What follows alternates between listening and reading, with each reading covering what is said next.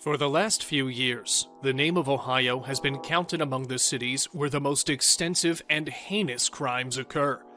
The serenity of the city was shattered once again on November 11th, 2010, when a horrifying and senseless crime shocked not just the people of Ohio, but the nation. This was my daughter here, this is Stephanie. I'm trying to remember the things that were and bring them into the future with us, but it's hard. It's very hard. After several days of interrogation, 30-year-old Matthew Hoffman eventually spoke up, but no one was prepared for the horror of what he had to confess.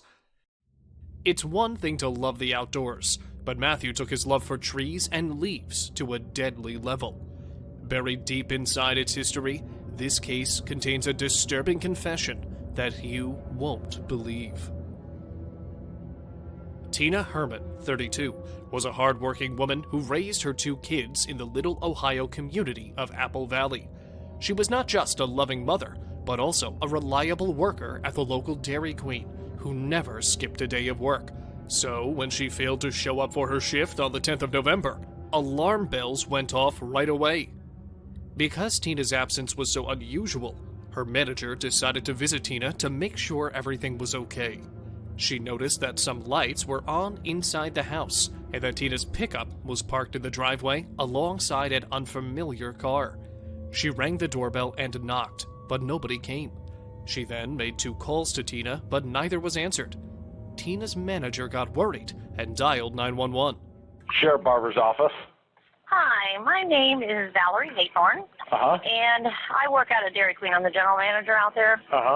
One of my employees did not show up for work this afternoon at 4 o'clock, which is totally uncharacteristic of her. She's one of my managers. I drove out by her house and went and knocked on the door, left her note. She's not answering her phone, which is totally uncharacteristic. She's not answering her texts, and she is not at home, but her truck and her coat are in her house. Her truck's there and her coat is in the house.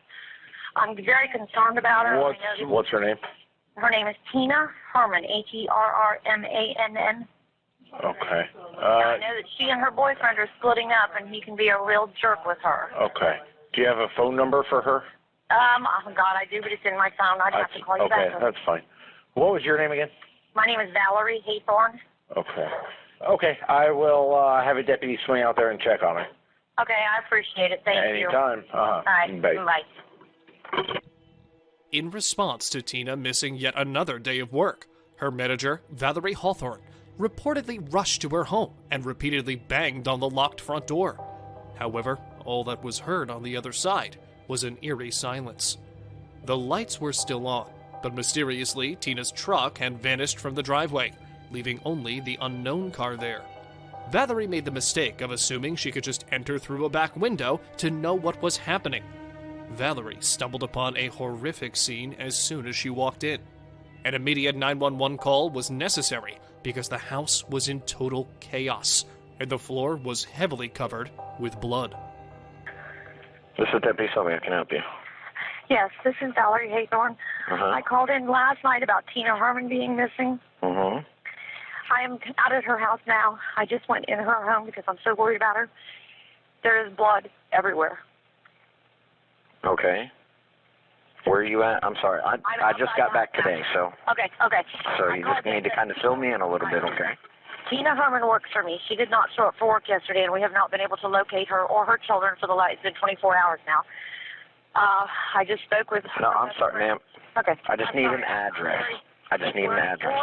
481 Kings Beach Drive in Apple Valley. Okay. Just give us a few minutes, and we'll be en route, okay? Okay, so don't go back in the house. I'm not going anywhere. I'm staying in the driveway. Okay, thank you. All right, bye. When authorities arrived at the location, it was quickly discovered that Tina, her 2 children, Cody, 10, and Sarah, 13, and the family's dog were all missing. The unknown car parked in Tina's driveway turned out to belong to Tina's 41-year-old friend, Stephanie Sprang, who was also nowhere to be found. So the motor oil led to a significant amount of footwear impressions that were found in the residence. They were able to find that was a 7.5 airwalk.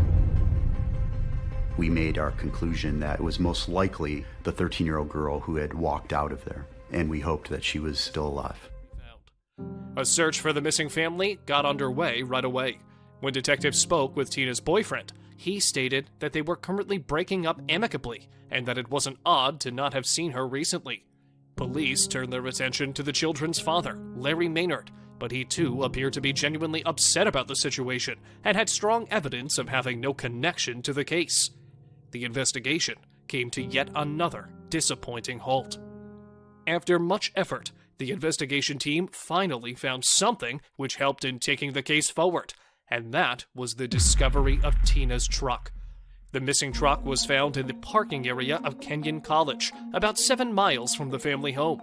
Investigators were inspecting the scene when they noticed a man sneaking around the parking lot. He identified himself as Matthew Hoffman and stated that he was waiting for his girlfriend, so they let him go without asking him more questions. Due to the distressing circumstances surrounding the disappearances, the police enlisted divers, boats, and helicopters in the search. Yet everything they required to solve this case was just inside Tina's house. Investigators found a Walmart shopping bag containing 2 tarps and a box of big trash bags with a receipt. Without wasting any time, the detectives got the surveillance footage from the nearby Walmart. In one piece of footage, they found the same parking lot guy purchasing the trash bags. The SWAT squad arrived at Matthew's house 3 days after the 4 people were reported missing. Officers stormed the house after throwing a flash grenade and discovered Matthew dozing off on a sofa. This house was not at all like other houses. There were leaves all around that covered the entire floor. Matthew had a great obsession with leaves and trees. He was even frequently seen by neighbors sitting in a tree's branches.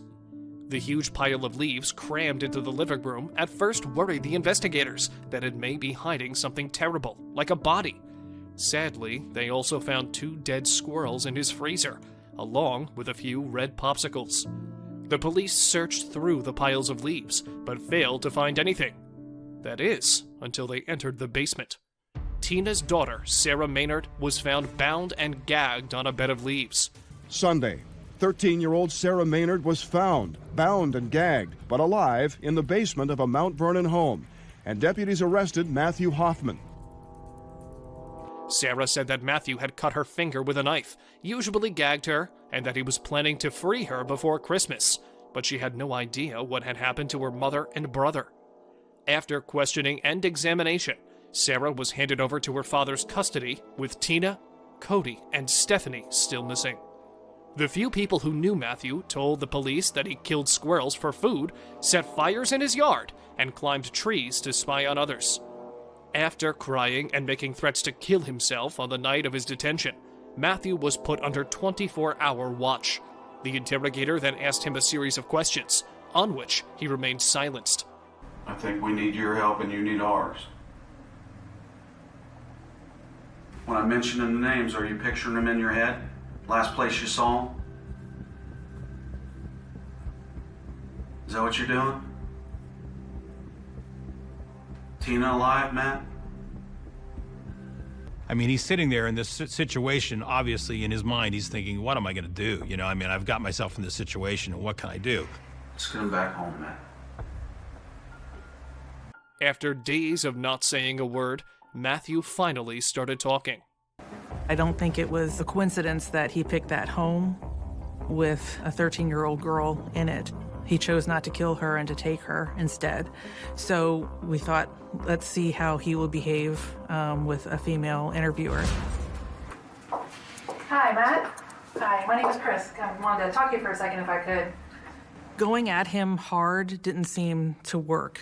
We decided we were going to go very slowly and a soft approach.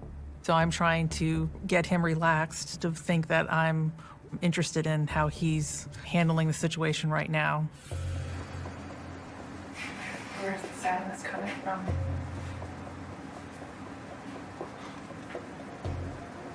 I think I'm crazy. Why do you think that?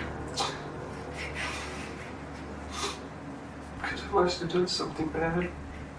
I wouldn't be here if I didn't. Matthew told that all 3 members of the family are dead. He got ready to tell the location of those 3 bodies, but on one condition. I was hoping I could make a some excuse for you guys to kill me. Matthew put a condition that as soon as he writes the location of those 3 bodies on the paper, he will pretend to escape custody, and officers would shoot and kill him. Despite the usual deal being rejected by the interrogator, Matthew eventually told the truth.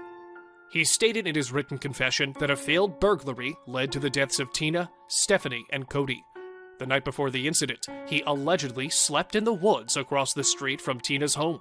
When everyone had left the following morning, he then crept in through the garage. But when Tina and Stephanie returned home earlier than expected, he snapped and attacked them. Later that day, the kids returned home from school to witness a terrible scene. Matthew strangled Cody and bound Sarah using an electrical cable he found in the kitchen. He then used Tina's truck to move the bodies. He confessed to stabbing the other 3 to death inside the house and dismembering their bodies to ease their disposal. He then put them into trash bags and hid them in a 60-foot-tall hollow tree. As if that wasn't terrible enough, he admitted to killing the family dog because he wouldn't stop barking.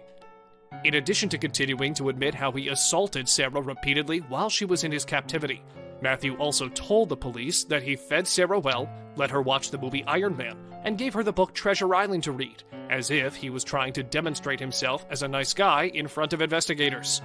He said that he couldn't bring himself to kill Sarah, but it's more likely that he just wanted to keep her for himself. He acts completely unremorseful for assaulting Sarah, and seems unconfirmed about her suffering. The 3 bodies, along with the family dog who had passed away, were eventually found by investigators and laid to rest by their loved ones. By accepting responsibility for 10 felonies on January 6, 2011, Matthew was spared the death penalty. Instead, he received a life sentence without the possibility of parole.